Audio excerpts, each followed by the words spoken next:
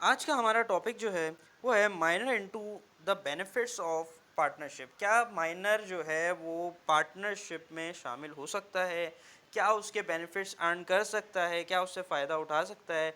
Yes he can do. ठीक है। अच्छा, मैं आपको जो है ये पीछे मैंने आपको ये सारे पार्टनर्स और इनकी तफसीलात बताई। इसमें एक पार्टनर जो है वो मिसिंग है। द नेम है सीक्रेट पार्टनर। ठीक है।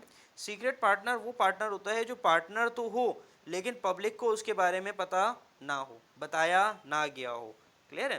रजिस्टर्ड हो, सब कुछ हो, लेकिन पब्लिक को उसके बारे में पता ना हो तो वो सीक्रेट पार्टनर कहलाता है। अपने पास लिख लीजिएगा ये भी पॉइंट। तो हम चलते हैं वापस। माइनर क्या पार्टनर हो सकता है? Yes he can. बट अगर जो तमाम पार्टनर्स हैं, फॉर एग्जांपल 20 की लिमिट है ना हमारे पास, तो बाकी के जो 19 पार्टनर्स हैं अगर वो इजाज़त देंगे तो ही इस सूरत में वो क्या हो सकता है कि आप जो है वो उसको अपने पास एडमिट कर लें। राइट?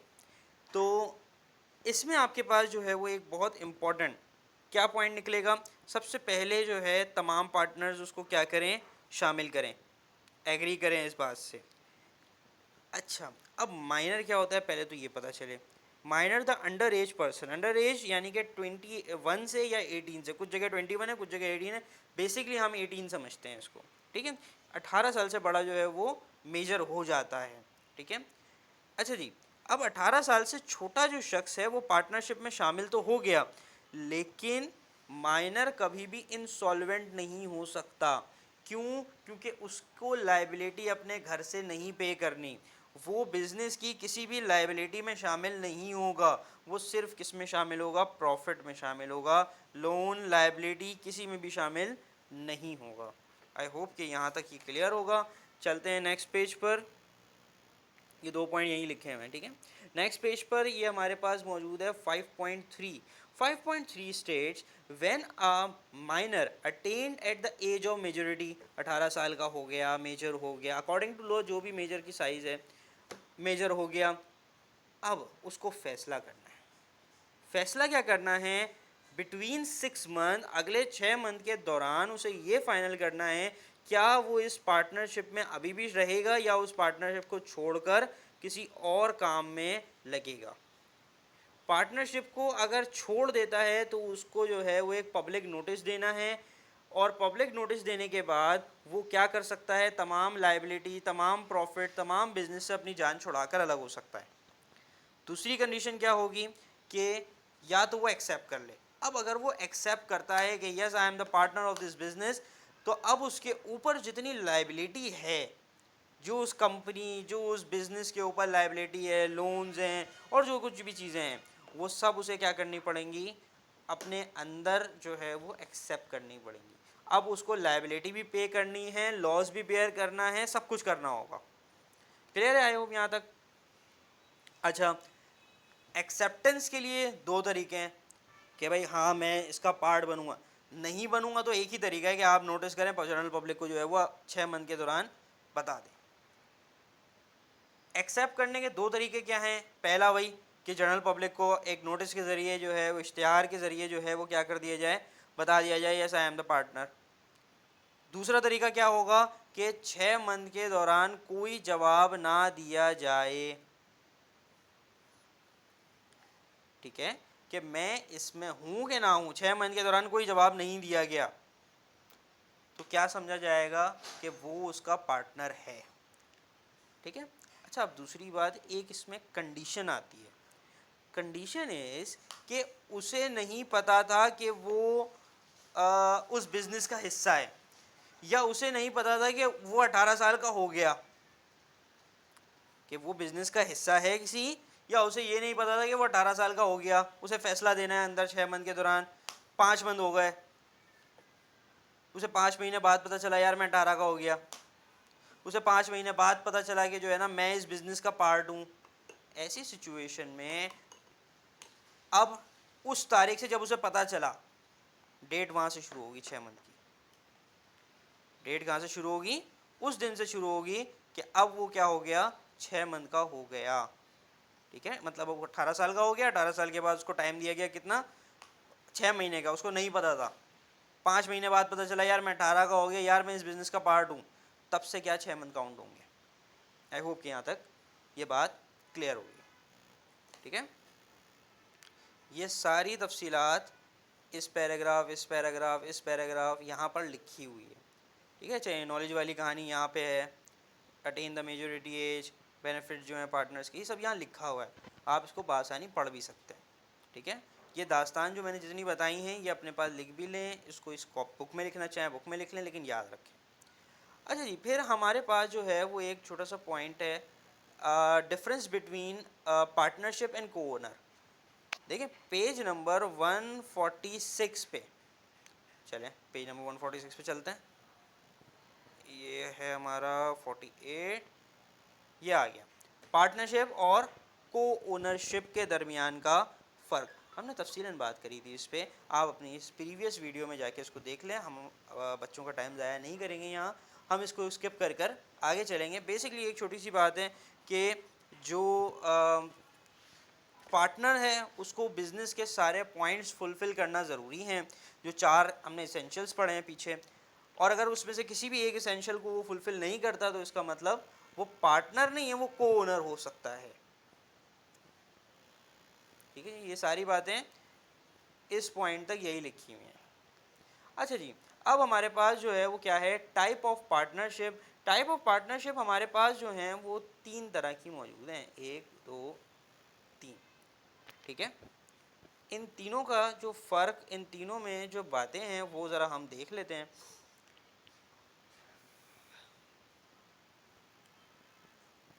एक है डिसीजन मेकिंग।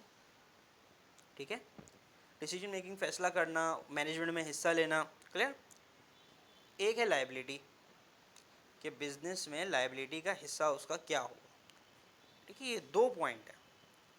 यहाँ पर आपके पास डिसीजन मेकिंग कंप्लीट होगी, 100% डिसीजन मेकिंग।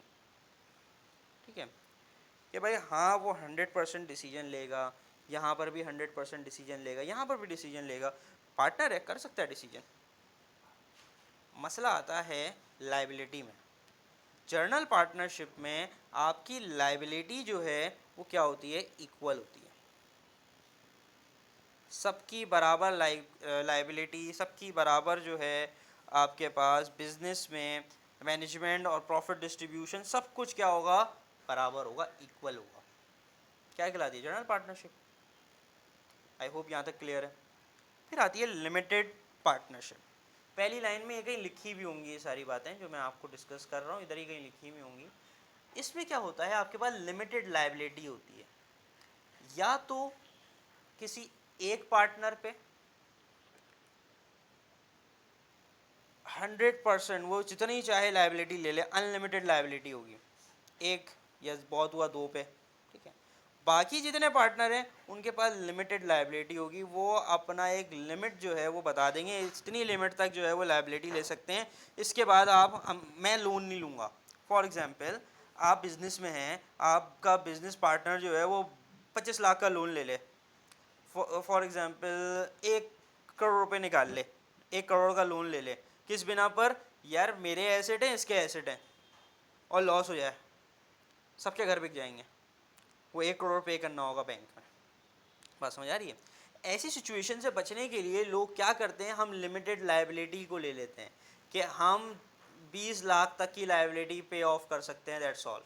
10 लाख की कर सकते हैं बस, इससे ऊपर की लायबिलिटी होगी तो मैं उसका हिस्सा नहीं बनूंगा। ऐसी सिचुएशन में जब किसी एक या दो के पास जो है वो क्या हो, अनलिमिटेड लायबिलिटी, और बाकी सबके पास लिमिटेड लायबिलिटी, तो वो लिमिटेड पार्टनरशिप कहलाती है। Third and the last, limited liability partnership. सारे पार्टनर्स जो हैं वो क्या करेंगे, लिमिटेड लायबिलिटी रखेंगे अपनी। तमाम ओनर्स के पास क्या होंगे, लिमिटेड। 10 लाख तक का लोन हम पे कर सकते हैं। देखें इसमें एक बात बड़ी क्लियरली लिखी हुई है, फाइनेंशियल लीगल मिस्टेक्स। देखिए लीगल मिस्टेक्स और फाइनेंशियल प्रॉब्लम से बचने के लिए हम इस तरह की पार्टनरशिप लेते हैं, एलटीडी पार्टनरशिप कहलाती है, लिमिटेड लायबिलिटी पार्टनरशिप, जिसमें आप रिस्ट्रिक्टेड होते हैं कि आप एक हद तक लोन ले सकते हैं बैंक से। वो भले एक पार्टनर हो, सारे पार्टनर हो, एक लिमिट तक, बहुत ज़्यादा ओवर लोन नहीं दिए जाते यहाँ पर। ऐसी सिचुएशन में आपको ये फ़ायदा है कि आपका कोई भी पार्टनर आपको बहुत बड़ी लायबिलिटी में फंसा के नहीं जा सकता। इफ़ आपको लॉस भी होता है तो एक छोटा लॉस होगा, ठीक है। लॉस छोटे से मुराद क्या है कि आपने 10 लाख का लोन लिया, आपका नुकसान हो गया उस पैसों का, तो आपको 10 लाख ही पे करने हैं, आपको अपना 1 करोड़ का घर और तमाम पार्टनर्स की एसेट बेचने की ज़रूरत नहीं पड़ेगी यहाँ पे। अच्छा जी, formation of partnership. Formation of partnership के लिए जो है वो बड़ी कुछ ज़रूरी बातें हैं। पहली बात जो यहाँ पे आती है ज़रूरी में, वो है कॉम्पिटेंसी। क्या है वो कि तमाम एक कॉन्ट्रैक्ट है ये ना, हमने पिछले चैप्टर्स में कॉन्ट्रैक्ट एक्ट पढ़ा। कॉन्ट्रैक्ट के लिए जितनी रिक्वायरमेंट्स हैं कि भाई ऑब्जेक्ट आपका लॉफुल हो, आपका जो बिज़नेस है वो लॉफुल हो। ऑब्जेक्ट और बिज़नेस जो मकसद के लिए आपने लगाया, आपने जो है वो दुकान खोली हुई है, फॉर एग्जांपल बाहर लिखा हुआ है पैसे दें और मर्डर करवाएं, ये तो कोई ढंग का कारोबार ही नहीं है, ठीक है, ये तो लॉफुल है ही नहीं कहीं से। आप किसी के मर्डर करने के जो है वो एक दुकान खोल के बैठे हुए हैं, क्लियर है।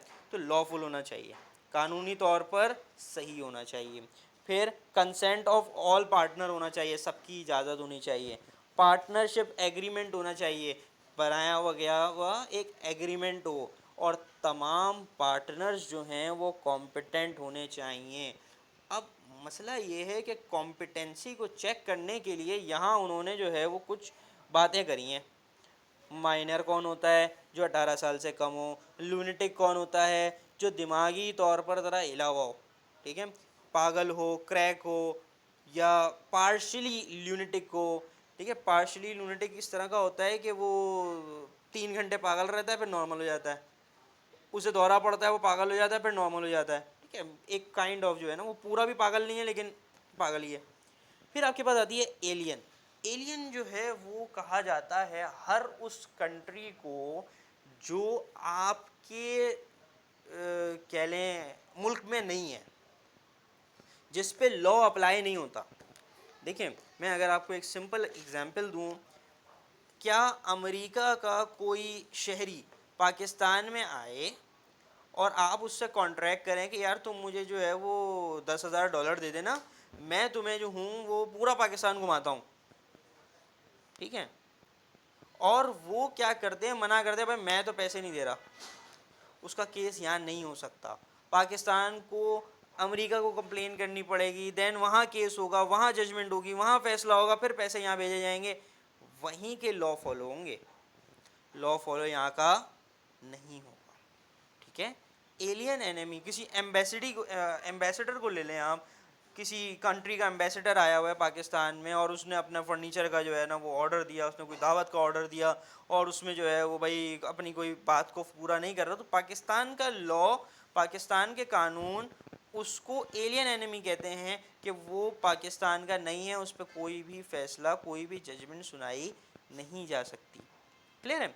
अच्छा, इसी तरह एलियन एनिमी एलियन पर्सन भी हो सकता है, एलियन कंट्री भी हो सकती है, ये बात क्लियर होनी चाहिए।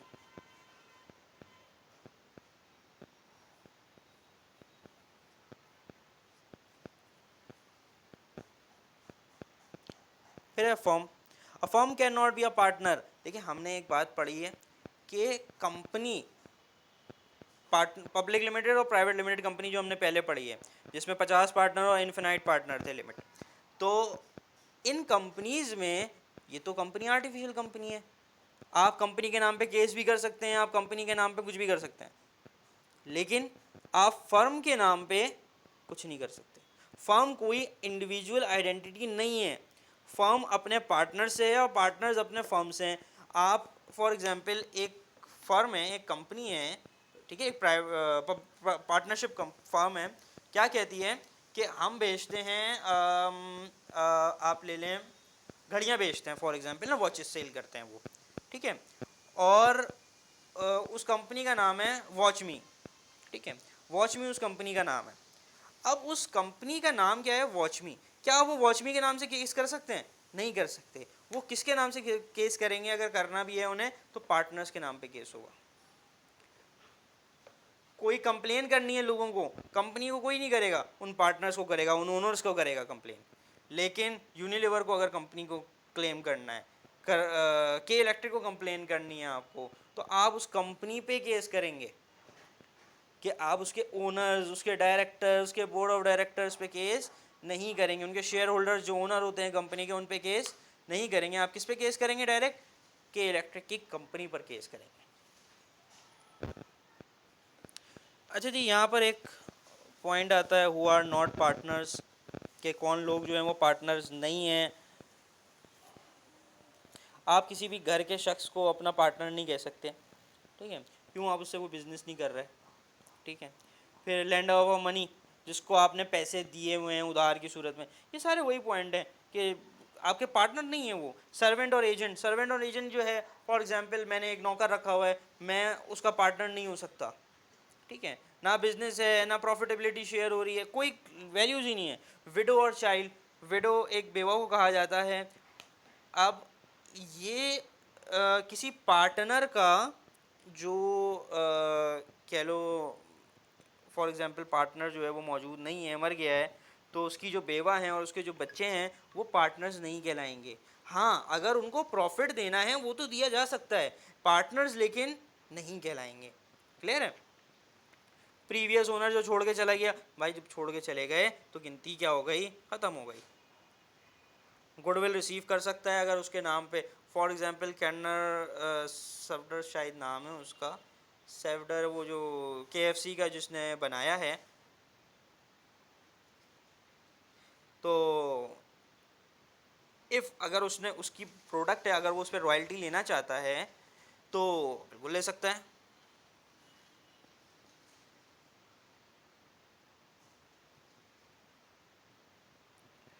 फिर है जॉइंट और को ओनर ऑफ अ प्रॉपर्टी, कि फॉर एग्जांपल आप जिस जगह कारोबार कर रहे हैं उसका कोई और भी मालिक है, लेकिन बाकी कंडीशन तो पूरी नहीं हो रही ना, तो इस सूरत में वो भी पार्टनर नहीं कहलाएगा।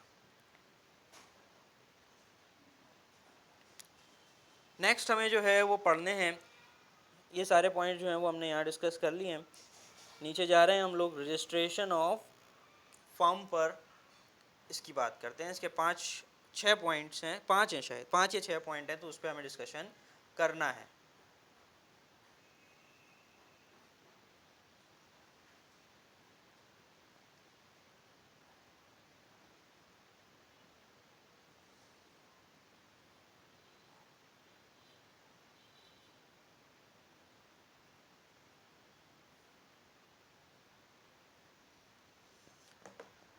Okay,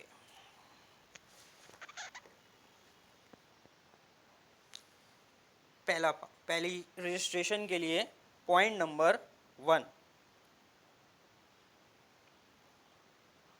just a moment, some of the time जो है वो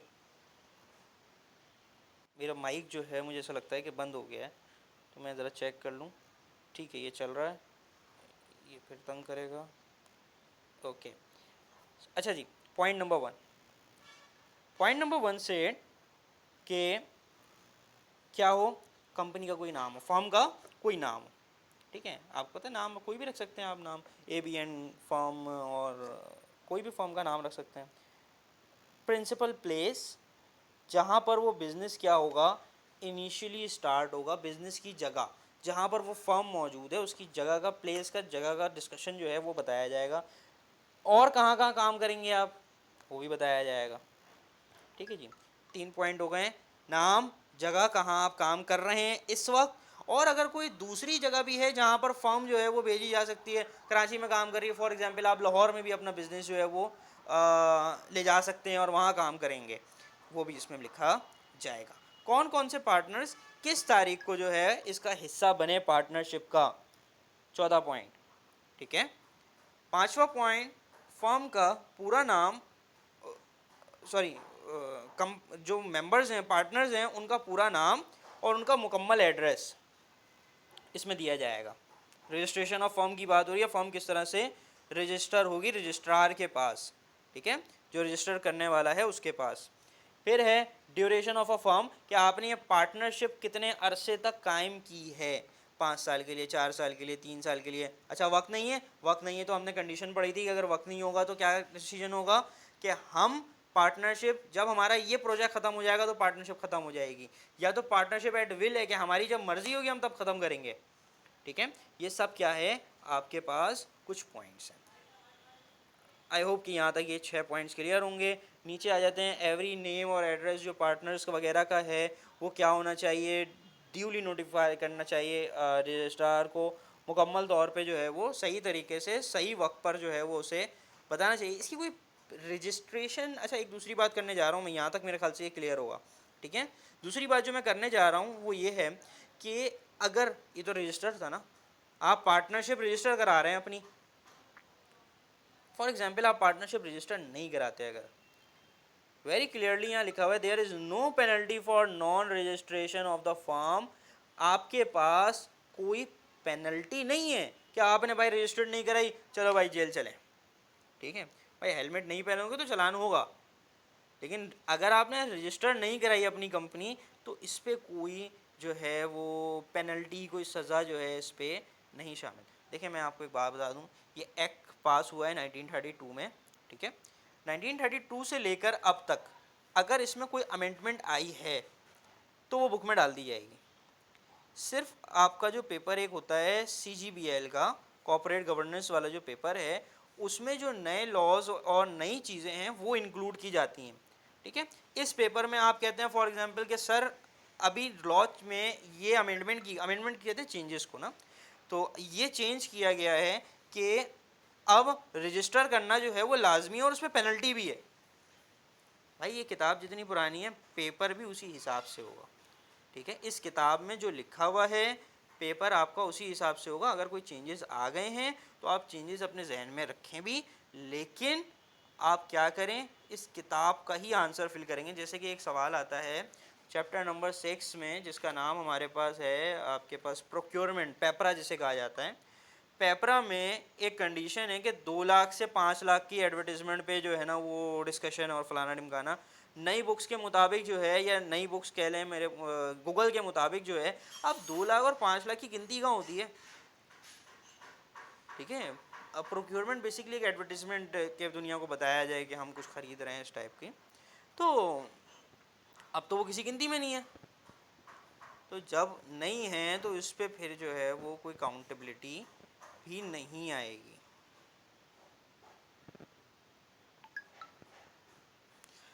चलें यहाँ तक इसको रखते हैं। अगर रजिस्टर्ड नहीं कराएंगे तो हमने कहा उसकी कोई पेनल्टी नहीं है, उसकी क्या नहीं है, कोई पेनल्टी नहीं है, लेकिन आपके पास कुछ फ़ायदों से आप महरूम हो जाएंगे कि भाई वैसे तो आपको फ़ायदा मिलता अगर आप रजिस्टर्ड होते, लेकिन अगर आप रजिस्टर्ड नहीं हैं तो कुछ फ़ायदे आपको नहीं मिलेंगे। और वो क्या फ़ायदे नहीं होंगे वो हम अपनी नेक्स्ट वीडियो में कंटिन्यू करते हैं।